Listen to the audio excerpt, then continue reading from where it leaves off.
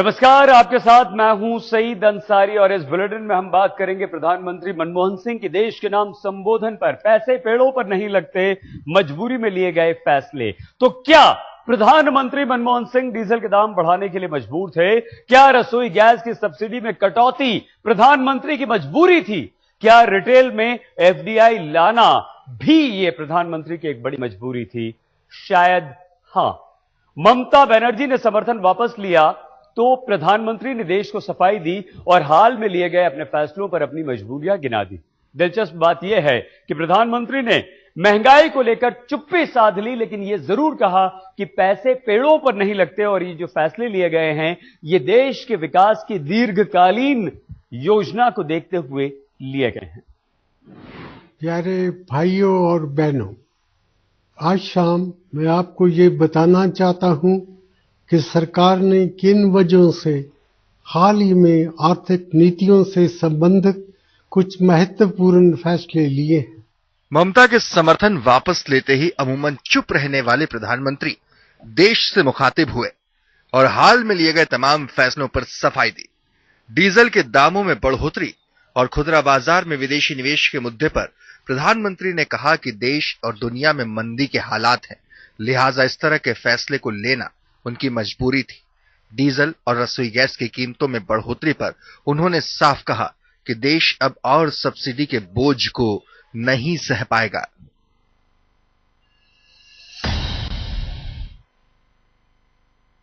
Petroleum पदार्थों पर दी जाने वाली सब्सिडी में बड़े पैमाने पर इजाफा हुआ है।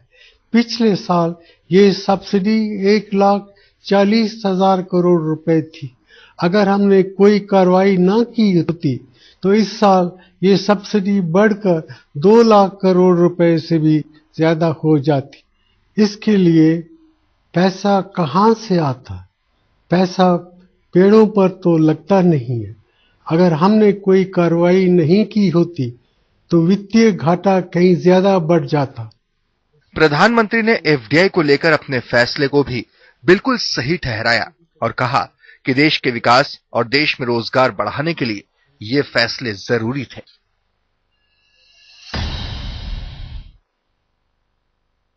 कुछ लोगों का मानना है कि इससे छोटे व्यापारियों को नुकसान पहुंचेगा। ये सच नहीं है। संगठित और आधुनिक खुदरा व्यापार पहले से ही हमारे देश में मौजूद है और ये बढ़ रहा है। एफडीआई को लेकर प्रधानमंत्री ने साफ कह दिया कि छोटे खुदरा व्यापारियों को इससे कोई नुकसान नहीं होगा, बल्कि किसानों को लाभ होगा।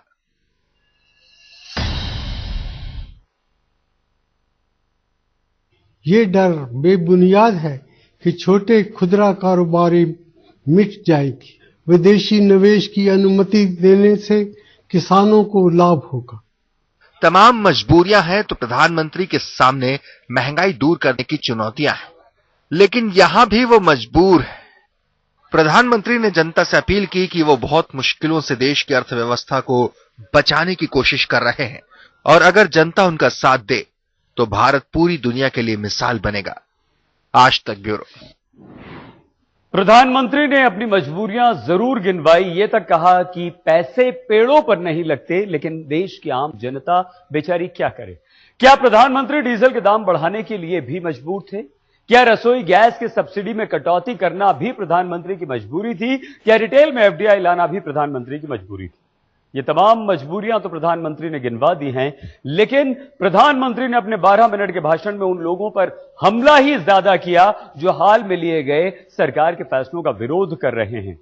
प्रधानमंत्री ने ममता के उठाए हर सवाल का जवाब दिया। प्रधानमंत्री मनमोहन सिंह के संबोधन के बाद ममता बनर्जी ने भी फेसबुक पर किया है प्रधानमंत्री मनमोहन सिंह और इस सरकार पर पलटवार।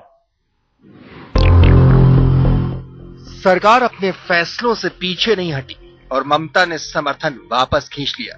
ममता और कांग्रेस के बीच तल्ख रिश्तों की झलक देश के नाम प्रधानमंत्री के संबोधन में भी दिखाई दी। प्रधानमंत्री ने बिना नाम लिए दीदी पर निशाना साध लिया। पैसा कहां से आता? पैसा पेड़ों पर तो लगता नहीं है। अगर हमने कोई कार्रवाई नहीं की होती तो वित्तीय घाटा कहीं ज्यादा बढ़ जाता, यानी कि सरकारी आमदनी के मुकाबले खर्च बर्दाश्त की हद से ज्यादा बढ़ जाता। अगर इसको रोका नहीं जाता तो रोजमर्रा के इस्तेमाल की चीजों की कीमतें और तेजी से बढ़ने लगती। प्रधानमंत्री यही नहीं रुके, ममता के हर सवाल का जवाब दिया। डीजल के दाम में बढ़ोतरी को लेकर प्रधानमंत्री ने कहा कि घाटा कम करने के लिए ये जरूरी था, लेकिन उन्होंने 17 रुपए के घाटे पर सिर्फ 5 रुपए की बढ़ोतरी की है। डीजल पर होने वाले घाटे को पूरी तरह खत्म करने के लिए डीजल का मूल्य 17 रुपए प्रति लीटर बढ़ाने की जरूरत थी, लेकिन हमने सिर्फ 5 रुपए प्रति लीटर मूल्य वृद्धि की है। रसोई गैस से सब्सिडी हटाने को लेकर भी खूब बवाल मचा। विपक्ष के साथ साथ ममता ने भी सवाल खड़े किए, लेकिन प्रधानमंत्री ने कहा कि उन्हें लगता है कि ज्यादातर लोग सालाना 6 से ज्यादा गैस सिलेंडर का इस्तेमाल नहीं करते। इसी आधार पर उन्होंने रसोई गैस पर सब्सिडी हटाने की वकालत की। हमने एक साल में रियायती दरों पर 6 सिलेंडर की सीमा तय की है। हमारी आबादी के करीब आधे लोग, जिन्हें सहायता की सबसे ज्यादा जरूरत है, साल भर में 6 या इससे कम सिलेंडर ही इस्तेमाल करते हैं। हमने इस बात को सुनिश्चित किया है कि उनकी जरूरतें पूरी होती रहे। एफडीआई पर भी बवाल मचा हुआ है। विपक्ष नाराज है। सरकार को बाहर से समर्थन देने वाले मुलायम नाराज है। ममता ने तो समर्थन ही खींच लिया है। विरोध इस दलील के साथ है कि एफडीआई से छोटे कारोबारियों को फायदा पहुंचेगा। प्रधानमंत्री ने तमाम विरोधियों पर पलटवार किया और कहा कि इससे छोटे कारोबारियों को कतई नुकसान नहीं होगा। हमने जो नियम बनाए हैं उनमें ये शर्त है कि जो विदेशी कंपनियां सीधा निवेश करेंगी उन्हें अपने धन का 50% हिस्सा नए गोदामों, कोल्ड स्टोरेज और आधुनिक ट्रांसपोर्ट व्यवस्थाओं को बनाने के लिए लगाना होगा। पीएम ने इशारों में जो हमला किया, ममता ने उसका खुलकर जवाब दिया। दीदी ने फेसबुक पर लिखा, मैं पूछना चाहती हूँ कि आम आदमी की परिभाषा क्या है, लोकतंत्र की परिभाषा क्या है? क्या ये साफ नहीं होता जा रहा कि आम आदमी के नाम का इस्तेमाल और सत्ता का बेजा इस्तेमाल आम आदमी को खत्म करने के लिए किया जा रहा है? अब ममता जो भी कहे, जो भी लिखे, लेकिन प्रधानमंत्री ने साफ कर दिया है कि सरकार के कदम अब किसी भी हाल में नहीं रुकेंगे। आर्थिक सुधारों की जो शुरुआत हुई है वो सियासी मजबूरियों के आगे नहीं थमेगी। आज तक ब्यूरो। पैसे पेड़ पर नहीं लगते हैं। प्रधानमंत्री मनमोहन सिंह ने कड़े आर्थिक फैसले लिए और देश की जनता को उनके बारे में बताया भी। आप आज तकलीफ उठा लीजिए या अपने भविष्य को सुधार लीजिए, तब आराम कर लीजिए। उनका मतलब यही था।